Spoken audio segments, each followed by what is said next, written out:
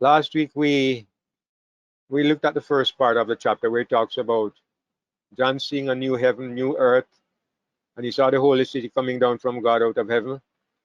And we looked at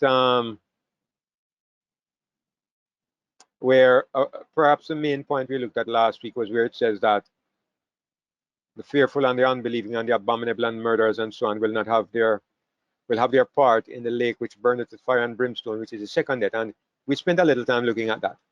There's not a lot in this chapter, I don't think. Like I said, chapter 21 and 22 is what I would refer to as a kind of postscript. It's like just a closing view, because the main body of the book of Revelation is finished. The mystery is over. The secrets that have been hidden there have come to an end. Sin and sinners have been destroyed. So we are really over. And now what we're really looking at is what potential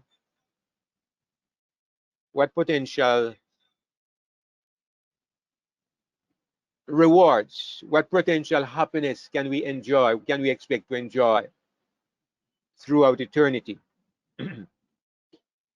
A question for verse 1. Is that, Brother Ian, you said you have a question? Yes. Right. Verse Remember, 1 said, yeah, okay. Verse 1 said, and I saw a new heaven and a new earth, for the first heaven and the first earth were passed away, and there were no more seas. We always understand that this is the same earth that God is going to repair or purify. But this is saying that the new heaven and the new earth came because the former one has passed away. Can you expound on that?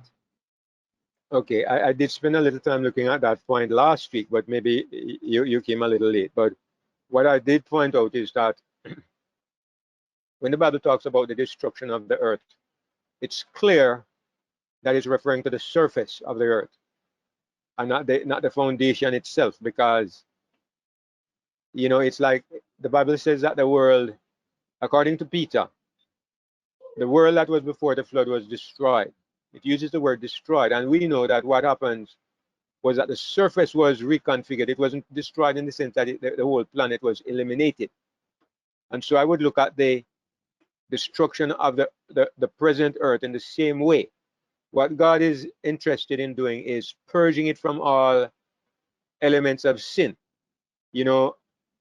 Germs, the pollutions of humanity, the way they have destroyed nature. So the entire surface of the planet will be cleansed by fire. And I think it will be like it was when God began the work of creation, because it says in the beginning, the earth was without form and void. I think we could understand that this is what it is going back to. It's going back to that condition. So when it says the first heaven and the first earth were passed away, we did emphasize the point that according to Peter and other places in the Bible, even the very elements will melt with fervent heat.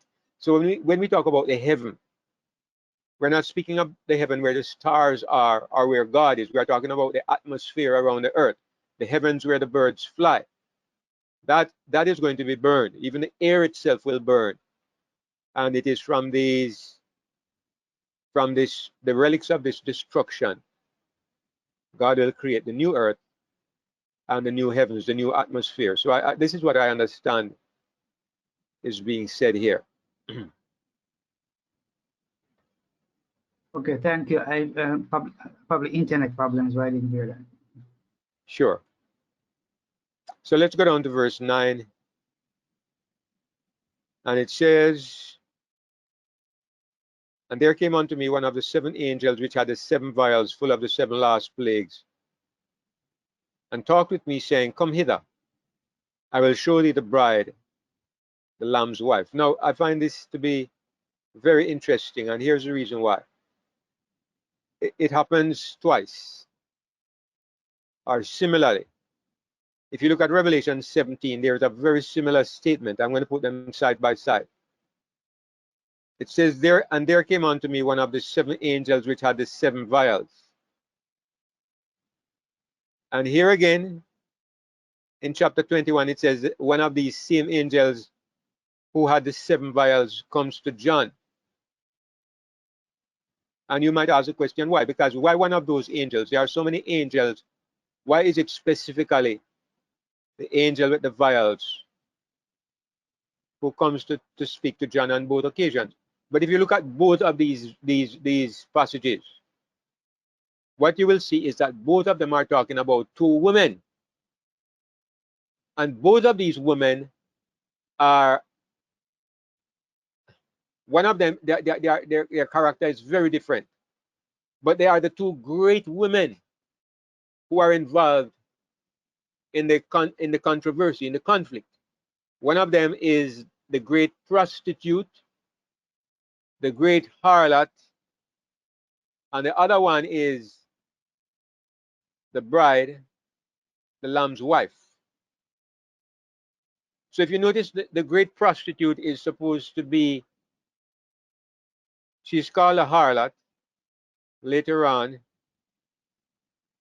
because she's supposed to be married to somebody, and I'm assuming she's the mother of harlots, and she's called the great whore. She's a harlot herself, and she's an adulteress. So the thing is that this further reinforces in my mind that a woman represents a bride, and a bride has a husband. Now, this woman is supposed to be belonging to the bridegroom, who is Christ. That's why she's called a whore and a harlot and an adulteress, because she has given her favors to everybody. Now, here's the thing. As I'm going through this, I'm trying to look at some of the ideas that I know people present from time to time. I know there are some people who say, and I don't just mean in this congregation. I've seen people come on YouTube and they make the comment beneath my videos. They say, Babylon is a particular city. They say this, several people have come and said this on my videos several times, that Babylon is a particular city. Now here's the thing. I'm going to reinforce this point. If Babylon is a city, why is it harlotry? Why is it whoredom? If a city is in relationships with other cities and other institutions of government, notice what it says. The kings of the earth have committed fornication with Babylon. We're not speaking about relations between 2 similar entities. We are speaking about relations with something that has no business to be in this kind of relationship with the kings of the earth. This is the thing. And it makes sense if you think that Babylon is a religious entity. But if you think that Babylon is a political entity, like a particular city, physical city, a place with buildings and streets and so on, a particular city, then it makes no sense to say that she has committed fornication with the kings of the earth, because that is what cities do. They do business with other cities and with governments and with countries. That's what cities do. That's what they are expected to do.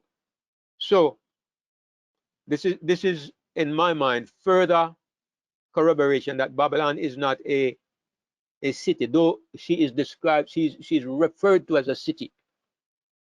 And so is New Jerusalem, referred to as cities. But this is why I'm anxious that we all should understand that we are talking about something that is more than simply a city in the way we understand city. There is a spiritual meaning, and that is what we should get when we look at this. So anyway, so it says that the angel, one of the angels with the 7 vials, comes to show John the judgment of the great whore. One of the angels, one of these same angels, comes to John again, and now he's going to show him. I will show thee. And one of them said to John when it came to Babylon, I will show thee. I'll show you the great whore. And this one says, I'll show you the bride, the Lamb's wife. The reason I believe why it is one of the angels that has the 7 vials, one of the angels that carry the plagues, is because God is showing us that these 2 women are in the same category. When I say in the same category, I mean they both are representing the same thing, same kind of thing. One is the great apostate religious system, and the other one is a great faithful religious system. It's not 2 places made out of material substance, but it's 2 great institutions. Now, as we continue to look at New Jerusalem, this is where this interpretation becomes a little, it has some elements in it that need to be carefully thought about. And you know, as we go through it, let's see if we can do that. So it says, and he carried me away in the spirit to a great and high mountain, and showed me that great city, the holy Jerusalem, descending out of heaven from God. What is interesting is that when you look at Babylon the great whore, it says, similarly, so he carried me away in the spirit into the wilderness. This time he's carried away in the spirit to a great and high mountain. You can see that it's the same thing that is happening, but this time it's 2 different entities. In the first case, he says, I saw a woman sit upon a scarlet colored beast. He saw a woman. This time, it says he showed me that great city, the holy Jerusalem, descending out of heaven from God. So, in one case, when he talks about the first woman, John actually saw a woman. In this case, he looks, and what he sees is a city, that great city, the holy Jerusalem, descending out of heaven from God. Now, it's the challenge is that which of these 2 is the proper thing that we should focus on? Are we to look for a literal woman, or are we to look for a literal city? Or are these 2 symbols that represent something else? In one case, John sees a literal city. In the other case, he sees a woman. But both of them represent something. Both of them represent, in one case, both of them represent something that should be married to Christ. And that is why you can understand that it's simple to understand why Babylon is represented as a woman. It's not as easy to understand why the bride of Christ is represented as a city, but we can look at it and we can understand that both of these have some elements of the symbolic about them. You know that Babylon is not a literal woman, and you know that Babylon is also not a literal city, although it's called a city. And so we can also agree that the bride of Christ, what Christ becomes married to, is not a literal city.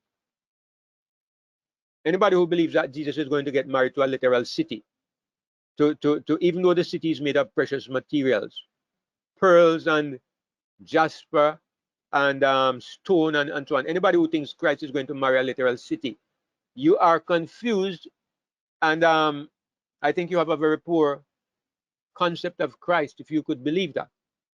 So we understand it's not a literal city as we understand city, and it's not a literal woman as we understand woman. But you know, you can look at the passages and you can see that clearly God is showing us that one is the counterpart of the other. He's trying to link both of them together to show us that whatever one represents, the other one represents something similar, but even though it's the opposite, because one is good and one is evil.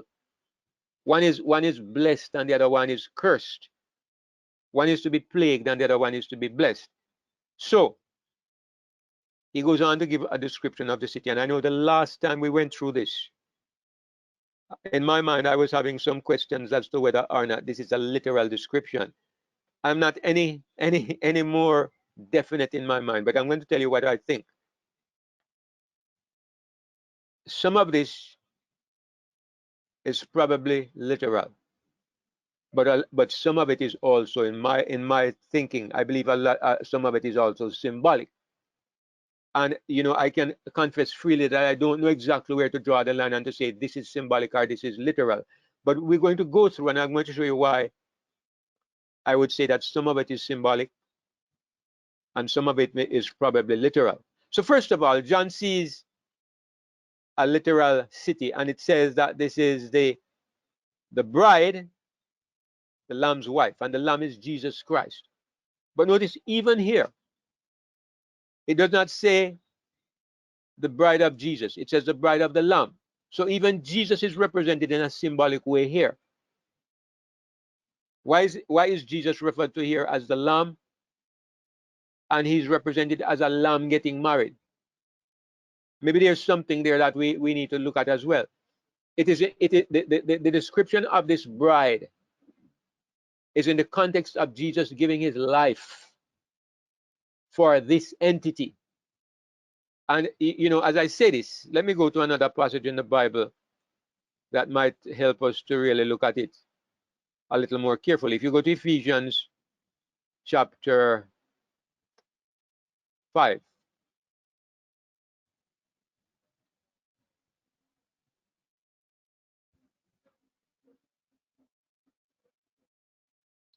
it says, husbands, love your wives, even as Christ also loved the church and gave himself for it. Now I want you to look at the language here. That he might sanctify and cleanse it with the washing of water by the word, that he might present it to himself a glorious church, not having spot or wrinkle or any such thing, but that it should be holy and without blemish. So ought men to love their wives as their own bodies. He that loveth his wife loveth himself. For no man ever hated his own flesh, but nourisheth and cherisheth it, even as the Lord the church. For we are members of his body, of his flesh, and of his bones. Now look at what it says in the last verse. Well, not the last verse, the last few verses. For this cause shall a man leave his father and mother, and shall be joined unto his wife, and they two shall be one flesh. This is a great mystery. But I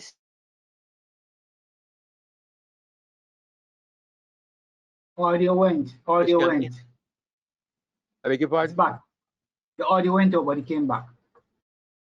Okay, sorry about that. But I hope you were able to follow the verses. So there's no reasonable question that in this passage at least, the bride of Christ is represented as the church. And it is said that Christ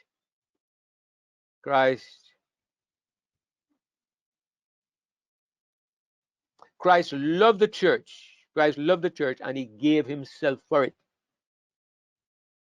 Now it's interesting that in Revelation, the bride of Christ is represented as being the bride of the Lamb. The bride of the Lamb. And I was suggesting that Jesus is represented as the Lamb because as the Lamb, he is the one who is slain. He's the one who gave his life for his wife. And so if you tie this together, if you look at the connections between Ephesians 4 and what we are seeing here in Revelation, it seems clear to me that the bride of Christ is really the church. So you have to link New Jerusalem with the church. Furthermore, it says something about it says that the New Jerusalem comes down prepared as a bride adorned for her husband. And you remember what it says over here in Ephesians? That he might present it to himself a glorious church, a bride adorned for her husband, not having spot or wrinkle or any such thing. So this is the kind of bride that Paul says Christ is preparing for himself, and he says that this bride is the church.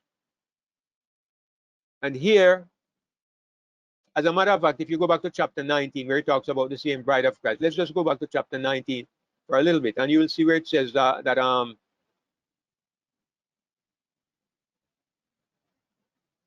It says, let us be glad and rejoice and give honor to him. For the marriage of the Lamb is come, and his wife has made herself ready. And to her was granted that she should be arrayed in fine linen, clean and white. For the fine linen is the righteousness of saints. And that's exactly what Paul says here when he says he wants to present it to himself, a glorious church, not having spot or wrinkle or any such thing. So what I'm saying is, when you put all these verses together, it's hard for you to escape the conclusion that the bride of Christ is the church, even though it is described as a city, even though it is seen as a New Jerusalem. You have to say that there is a kind of a living connection between the church and the New Jerusalem, so that you can't separate them one from the other. The way, you want to say something, Ian? Yes, I want to say that Galatians 4 and verse 27, in fact, verse 26 speaks about, but Jerusalem which is above is free, which is the mother of us all. For it is written, verse 27, rejoice, thou barren, that bearest not, break forth and cry, that thou that travailest not. But desolate hath many more children than she that hath a husband. I think that's the allegory that Paul was using, but he referred to Jerusalem above. And I think he was referring to the church.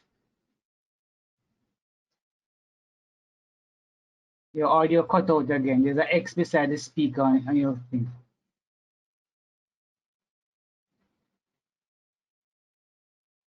There's an X beside the speaker on your audio. We're not hearing you. Question. What is it that gave birth to you and gave birth to me? What is it that gave birth to you and gave birth to me? So, was it the city? Was it a city in above that gave birth to you and gave birth to me? You have to ask the question. We understand that Christ was our father. Christ is our father in terms of being the second Adam. But what is our mother in terms of being the children of Christ? What is our mother? And if you look at the Bible consistently, the mother that gives birth is said to be the church. If you even look at Revelation 12, when it says that there was a woman who gave birth to a man child, this woman who gave birth to the man child is not the city in heaven. It's a representation of the church. The woman who fled into the wilderness, it's a representation of the church. So the bride of Christ, even now, you could say that she's giving birth to children even before she's married in a way. So you say that the illustration is not perfect in every sense, but our mother is the church. The church of Christ is what gave birth to you and me. Christ is our father, and then we were begotten from the church. We became a part of the church. And that is what Paul is saying here when he says Jerusalem, which is above. Because, you know, there's a book that A.T. Jones wrote, a little booklet where it is entitled, What is a Church? And the word church simply means the congregation. We have come to think of the church as being those of us who are redeemed on earth. But A.T. Jones made a point that this congregation or this church of God includes, you know, I don't need Jones. Let me go to the Bible. Since as I'm saying it here, I'm just thinking of the verse. Go to Hebrews 12 and see what it says. See what it says. Let me find the verse.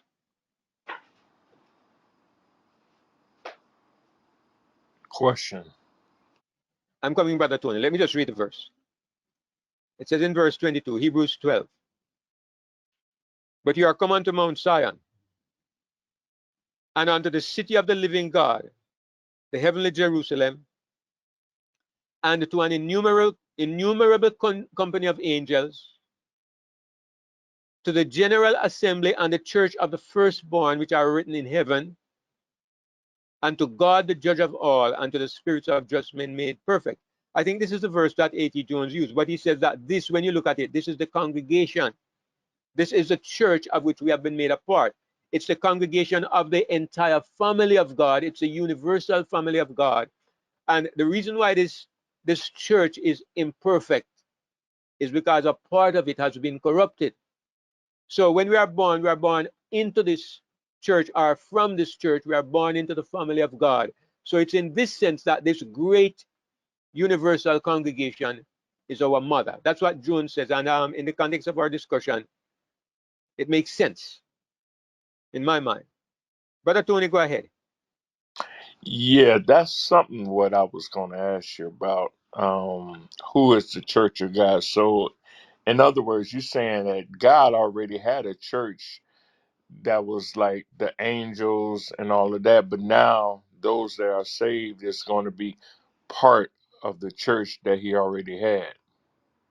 Yes, Brother Tony. So that heavenly church, in a sense, was extended to earth. When Christ came and started the church, that heavenly fellowship was extended to planet earth, and we became a part of the church. By us being born, we were born into that family. So maybe if we say the family of God instead of the church of God, it's easier to understand that God's family extends to heaven and the rest of the universe. It's not just on earth. So if you say the family of God, it's easier. If you say the church, our minds are limited by tradition to think only of what was established here. But when you think of the church as being the New Jerusalem, then, and Paul says Jerusalem above, which is our mother, then we are seeing the bigger picture that the church is really the fellowship of all those who are a part of God's family. So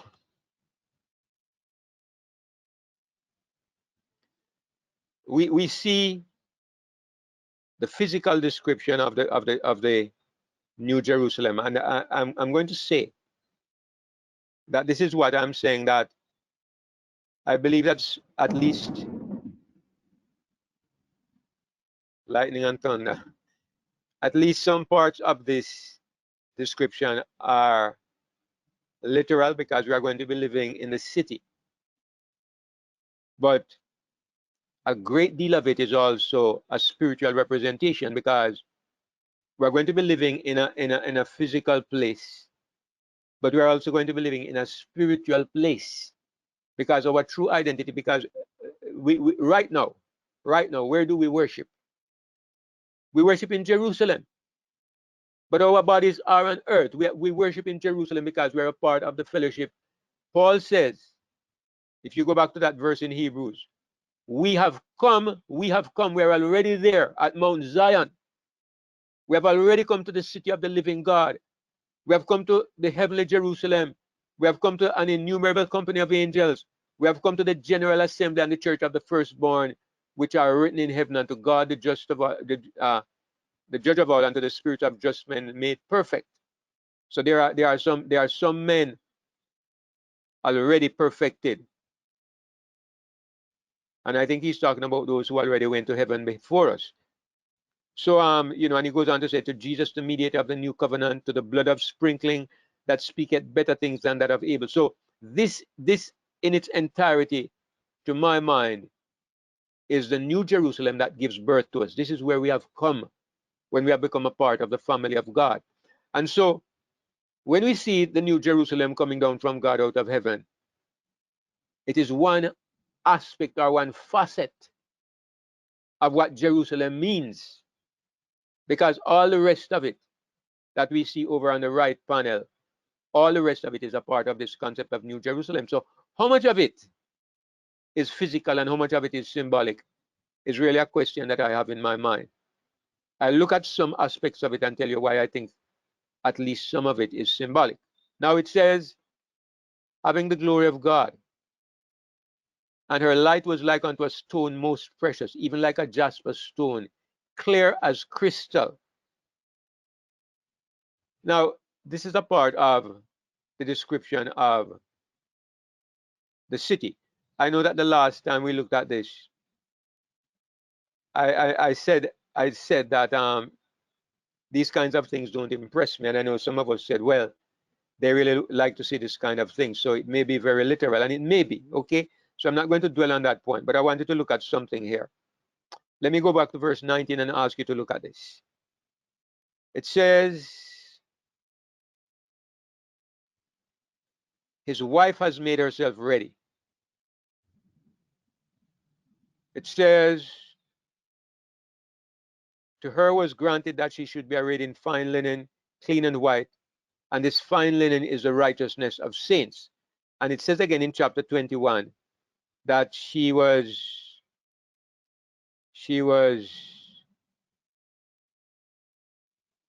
might have been the previous chapter, says that she was prepared as a bride adorned for her husband. No, it's the same chapter 21.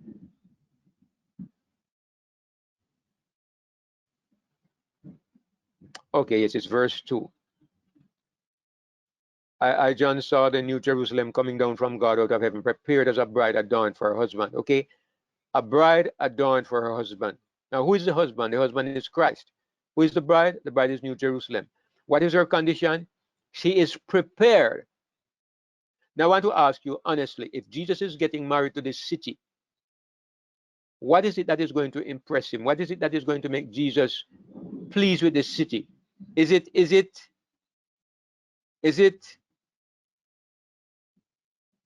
jasper stone, a stone most precious? Are these the things that are going to please Jesus? I'm asking you because, say again? I think it's the righteousness of the saints. Precisely. So that is why I say I think some of this is probably figurative, because it says that the preparation of this bride, her light is like, wow, thunder and lightning. Her light is like a precious stone. And it goes on to tell you furthermore as you go down the decorations that are on the city. Now, these decorations, I'm sure they will impress us coming from earth, but I'm sure they don't impress Jesus. The precious things about this city cannot be the physical makeup of the city. This is something that takes God a snap of his fingers to create. If there's anything impressive about this city in a material way, it is going to impress us. It's not going to impress God or impress Jesus. If this is what it took to make the bride ready, it could have been ready in one day. But the things that make the bride ready, the things that are pleasing to Christ, are not these things. So if the bride is ready, it is not the description we are looking at now, not in a physical sense. So this is why I'm tempted to believe that at least some of these descriptions are to be interpreted in a spiritual way.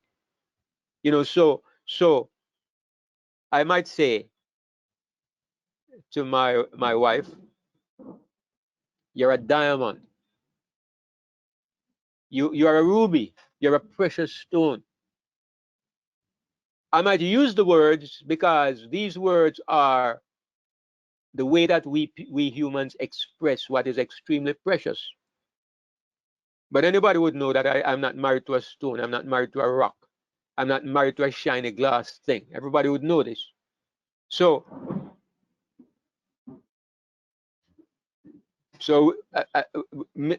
that is why it's possible. I'm saying it's possible because, to be honest, this is one part of Revelation I'm not going to be dogmatic about because I don't know. It's in the future, and we will know.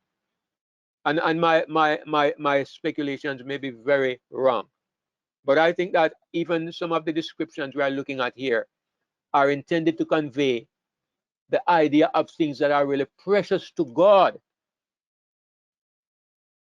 and maybe not necessarily things that are precious to us. And it could also be that it's a combination of both.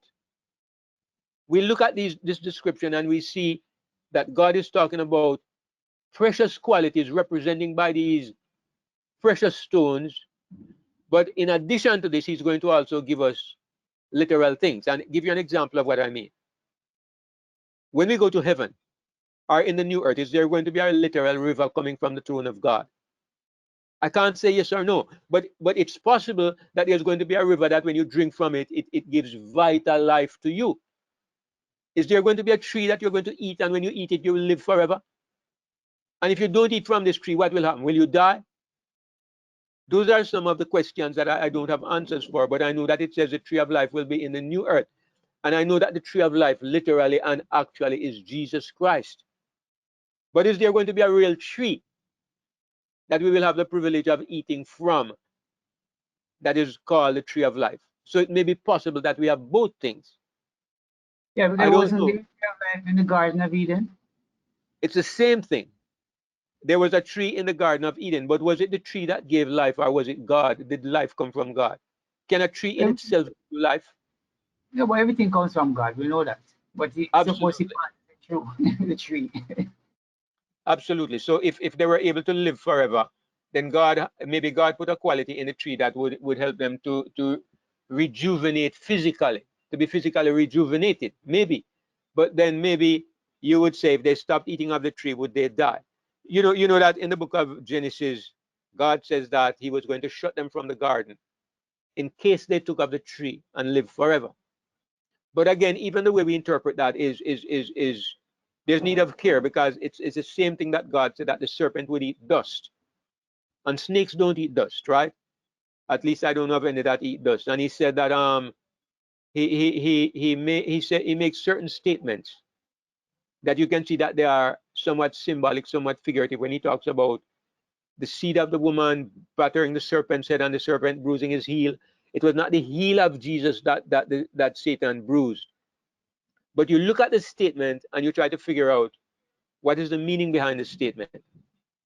So that's a part of the challenge we face when we read some of these passages, because God uses physical language, but in many cases we can look at them and say that it has to be speaking of something that is spiritual. The good thing about it is that in none of these cases is it vitally important how we interpret it.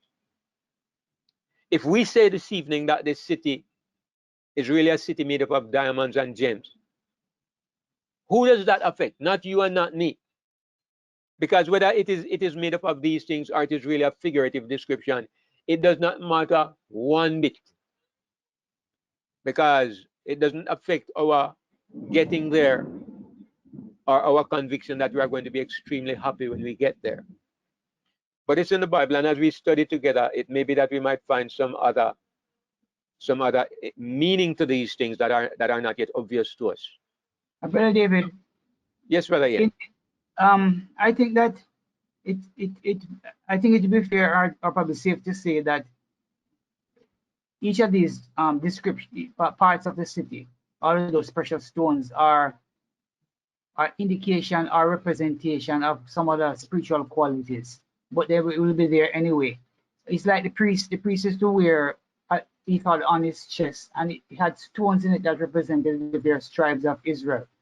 So, I believe that these representations might be there physically, but they do have lessons or reminders or something to always point out, the qualities are what happened during the whole fiasco of sin and the restoration that God has brought us through. I don't know.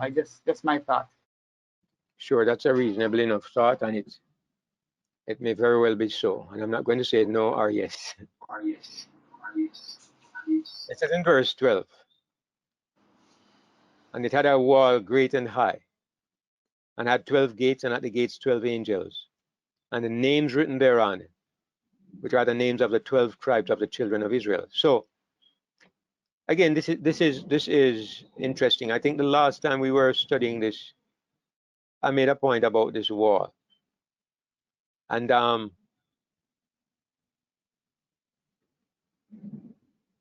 for me, I wonder about a wall, because in every case that I know of where humans live, the purpose of a wall is normally to separate you from somebody or to protect you from somebody. I don't know if anybody can give me any other reason for a wall. But when a man builds a wall around his house, it is to protect his property. Sometimes it's to make a border, but walls are always a way of saying there might be danger and I'm protected. But in ancient times, a mark of a strong city was a great wall. Like Babylon had a wall built around it that was so wide that I understand that two chariots could have driven side by side on the top of the wall of Babylon that surrounded Babylon. And Babylon, the walls were so high that no army could hope to scale them. And that is why when Babylon was taken by Cyrus, the Medes and the Persians, it was it was a miracle, because what happened was that they forgot to lock the gates underneath the wall where the waters flowed through the city. But the wall itself was impenetrable. So what I'm saying is that here it says that the New Jerusalem had a wall great and high. Why is that impressive? That's not impressive to you and me, because these days we don't protect ourselves by building walls around our cities. I mean, we protect them in other ways. We still have invisible walls in some cases, but we still build walls around. In Jamaica, you have what is called gated communities. They build walls around a group of homes, and you can buy a house or rent a house inside of those walls. And you have a security at the gate, and it's generally more secure than people who live out in the open, because you have some form of protection from the security guard and the gate and the walls and so on. So that's the idea of a wall. So this again is something that I could question, and I could say, why would God put a wall around the New Jerusalem? Is it that we can feel secure? Is it just because, well, a wall is kind of impressive? And when you sit inside, because most of the time when you are inside a building, one of the things is that you look out and you see the panorama of the countryside. Maybe if you have a wall outside and it adds to the color, like, you know, like the filter lens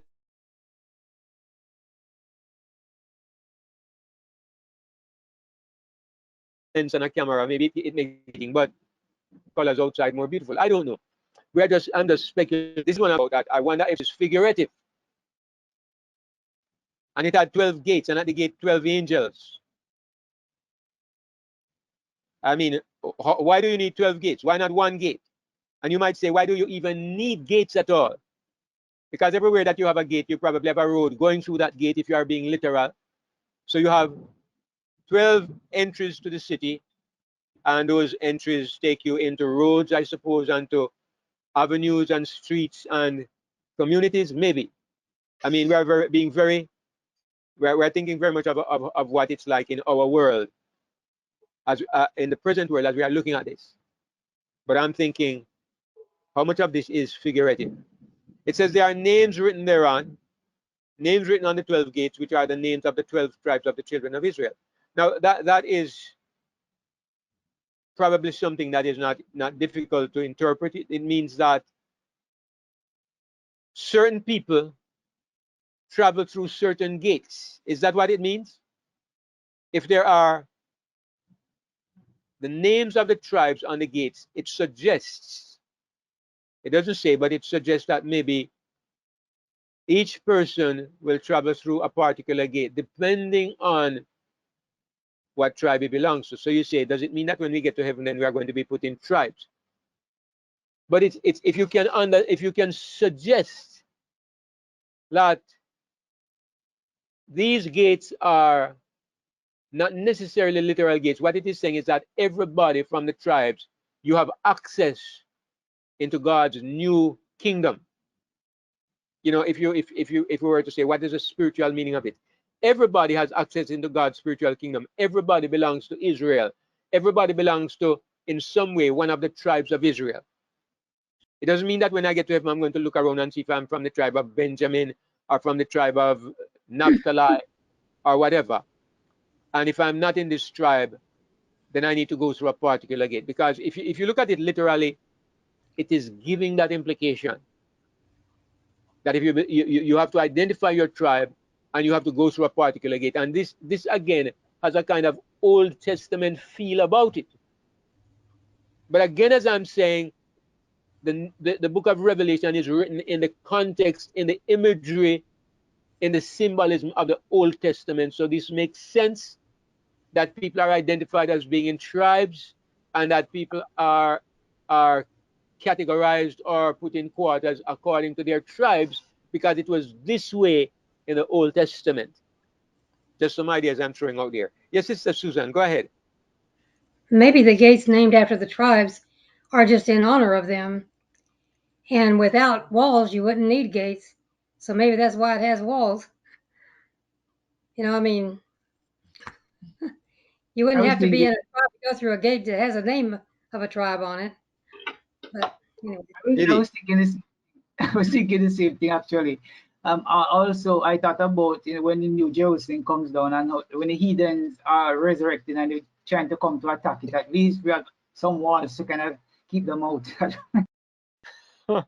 Well, here's the thing.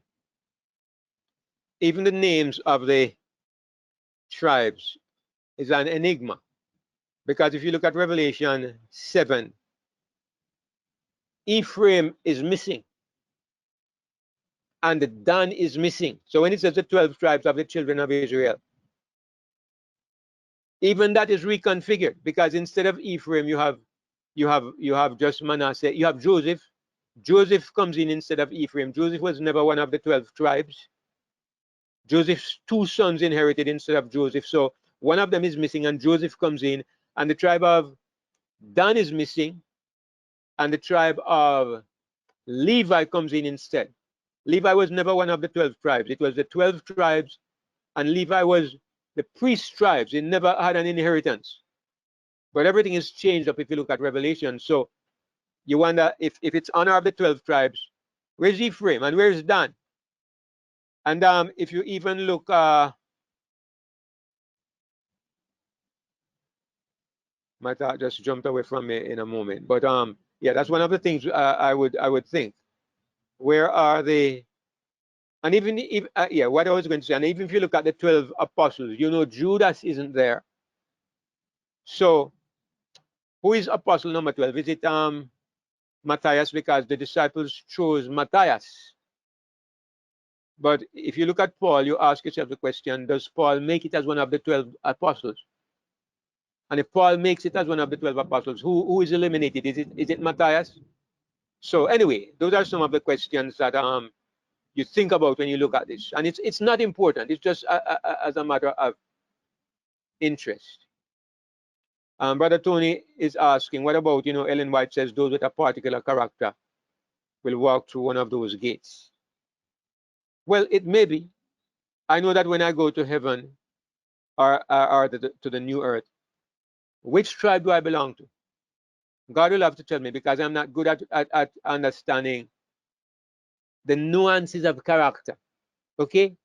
So one is courageous and he belongs to Judah. One is more thoughtful and he belongs to, what is it, Benjamin, or maybe one has this characteristic and he belongs to this particular tribe. And so, you go through a particular gate. Maybe. To be honest, I think the first time we went through Revelation, I kind of skipped quickly over this chapter because I don't know which way to go, literal or figurative, because I tend to think it's a combination of both. We'll just read through, and if we come upon anything that anybody thinks is really striking, we'll stop. All right, but I'm just going to read through because, as I said, this is not something that is vitally important to the conflict that we have been looking at. It's just an idea of how things are going to be in the new earth, and we are going to be there anyway, and we are going to find out anyway. But Tony says, do you think the healing, the leaves for the healing of the nations, do you think this is literal? The only explanation I've ever had of that, Brother Tony, is where Ellen White suggests that when people eat from the tree, the leaves of the tree, they are going to grow up to their proper height because all of us will be already healed. We'll be in heaven. We will be immortal. How much more healed could you be? Ellen White says that the difference is that we are going to be a little shorter than Adam.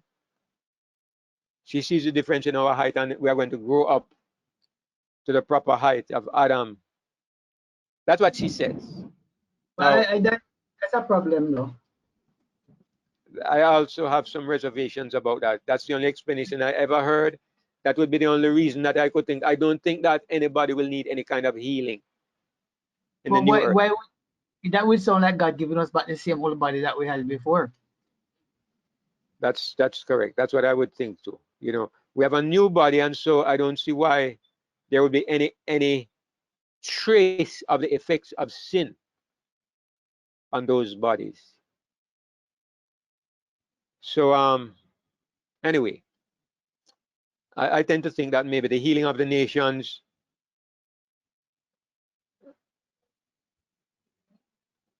it probably has a spiritual meaning as well, a symbolic meaning, like the tree of life itself. But nobody pin me down to any answer where this is concerned, because I will say freely that I don't have any solid ideas. Okay? Have you ever looked at the description of the tree of life? It says like it's in the center of the stream, and it also has like roots on the either side of the stream.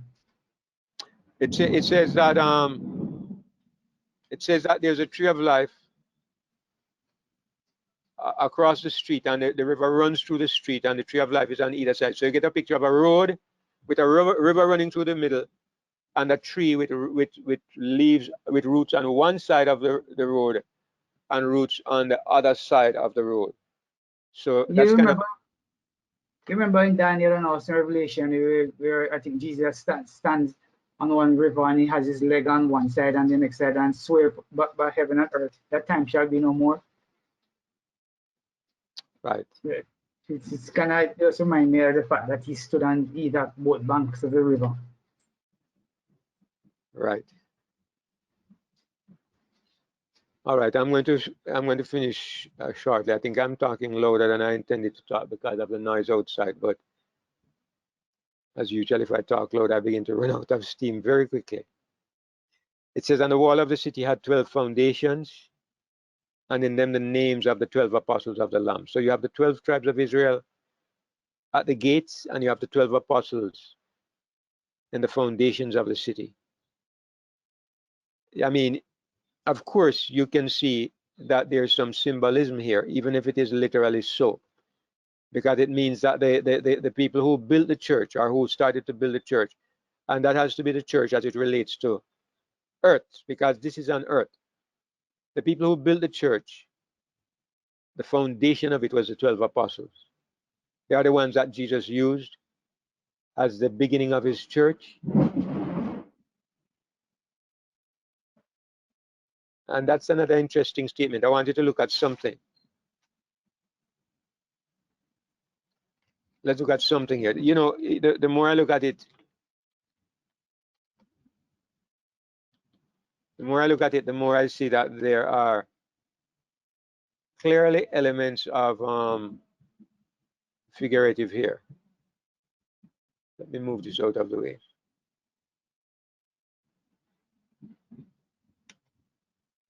No? Okay, I think I know what I did wrong.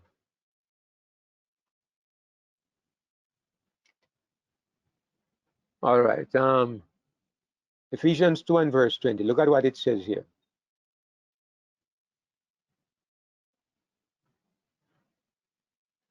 It says, "Now therefore you are no more strangers and foreigners, but fellow citizens with the saints and of the household of God, and are built upon the foundation of the apostles and prophets, Jesus Christ himself being the chief cornerstone." Again, you have the picture of a building, and it says that the foundation of this building is, it mentions the apostles and the prophets, but there you see the apostles, and it talks about the household of God, similar to the city of God. You are fellow citizens with the holy ones and the household of God. So it's similar to what we read here when it says that the names of the 12 apostles of the Lamb are the foundations, are written on the foundations. So you can't escape the idea that you're talking about something spiritual. It's there in the New Testament, this description of the church, this description of the family of the church of God, and the elements that we're looking at here. The foundations, 12 apostles. The gates, Israel. Israel is the gate by which you come into the city of God. So there are definitely elements of the symbolic there. And as I said, even if it is physical in many ways, it's also spiritual in quite a number of ways. Spiritual meaning. I'll just look at a few more here quickly. And he that talked with me had a golden reed to measure the city, and the gates thereof, and the wall thereof. I don't know why he's measuring it, right?